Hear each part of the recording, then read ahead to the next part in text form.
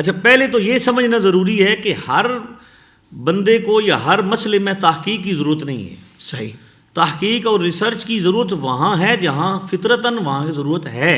اچھا. اب ائمہ اربعہ جن کو ہم کہتے ہیں 4 ائمہ جی، ان کے آنے سے پہلے دنیا میں آپ یوں سمجھیں کہ وہ زمانہ تھا کہ ہزاروں قسم کی تحقیقات سامنے آ گئی تھیں. جی، ہر بندہ یہ کہتا تھا کہ میرے پاس حدیث ہے، میرے پاس حدیث ہے، میں اس پر عمل کرتا ہوں. نتیجتاً ہزاروں موقف سامنے آ گئے جی، اور ایک انتشار اور افتراق کا ماحول بن گیا. تو اللہ تبارک و تعالیٰ ظاہر اللہ تبارک و تعالیٰ نے اس کا بندوبست فرمانا ہے. تو اس وقت امام اعظم ابو حنیفہ ہمارے جو ہیں سب سے پہلی شخصیت جنہوں نے ان چیزوں پر اصول مرتب کیے جن میں اختلاف تھا. یعنی پہلی بات تو یہ ہے سادہ سی لفظوں میں کہ تحقیق اور ریسرچ کی ضرورت وہاں ہے جہاں پہ اختلاف ہے. صحیح.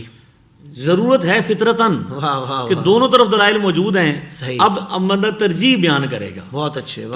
ان حضرات نے ائمہ اربعہ نے سینکڑوں موقف کو 4 موقف پر امت کو جمع کیا کہ امت میں سینکڑوں موقف پیدا ہو چکے تھے. ان حضرات کی برکت سے 4 موقف پر اتفاق ہو گیا. اب یہ تو خوبی ہے نا واہ واہ کہ بھئی ہزاروں موقف تھے، ہر بندے نے اپنی تحقیق اٹھائی ہوئی تھی. اللہ تعالیٰ نے ان ہستیوں کے ذریعے مسلمانوں کو اتحاد کی دولت دی. واہ واہ. تو ایک تو یہ کہ تحقیق کی جہاں ضرورت ہے آپ صاحب وہاں تحقیق ہوگی. خواہ مخواہ کی تحقیق کی ضرورت نہیں کہ آپ ہر بندہ اس میں ایک نئی چیز بچے. اب نئی چیز آئی ہے، آپ مجھے بتائیں صدیوں سے آپ اپنے والد صاحب سے پوچھیں گے وہ کہ آپ کو اپنے دادا کا بتائیں گے. صدیوں سے مسلمانوں کا طریقہ یہ ہے کہ بچہ پیدا ہوتا ہے اس کے کان میں کیا ہوتی ہے؟ اذان دی جاتی. یہ مسلمانوں کا طریقہ ہے. اچھا اس پر روایت بھی موجود ہے جامع ترمذی میں. لیکن میں اس دن ایک کلپ سن رہا تھا، ایک ریسرچر نئے جو آ رہے تھے ریسرچر جی وہ یہ کہہ رہے تھے کہ جناب یہ حدیث تو بالکل قابل قبول نہیں ہے، بہت زیادہ ضعیف ہے جی، اور اس کو تو بس آپ اگر یہ کہیں کہ سنت تو نہیں کہہ سکتے. اگر کوئی بندہ کان کے اندر اذان دے تو ٹھیک ہے، برکت کے لیے کوئی دے، اس کو مسنون نہیں کہہ سکتے. اچھا آگے کہتا ہے کہ امام ترمذی فرماتے ہیں کہ مسلمانوں کا اس پر عمل ہے. امام ترمذی کیا کمنٹس دے رہے ہیں کہ اس پر مسلمانوں کا عمل ہے کہ بچہ جب پیدا ہوتا ہے تو اس کے کان میں کیا کہتے ہیں؟ اذان. اچھا اس پر روایت بھی موجود ہے. صحیح. مسلمانوں کا عمل بھی. اور یہ ریسرچر کیا کہہ رہا ہے؟ آج وہ سے یہ پتہ چل رہا ہے کہ اذان تو کان میں دینی نہیں چاہیے. اللہ. صدیوں سے مسلمان کان کے اندر بچوں کو اذان دیتے ہیں، یہ طریقہ رہا. اور امام ترمذی سمجھا گئے کہ بھائی مسلمانوں کا عمل جو ہوتا ہے اصل میں یہ کتاب میں مسلمانوں کا عمل ہے. یہ سب سے زیادہ ضروری ہے. آپ صاحب آپ کے اس پلیٹ فارم سے میں یہ پیغام دے رہا ہوں کہ سب سے پہلے یہ سمجھنا ضروری ہے کہ یہ کتابیں معاون ہو سکتی ہیں، مددگار ہو سکتی ہیں.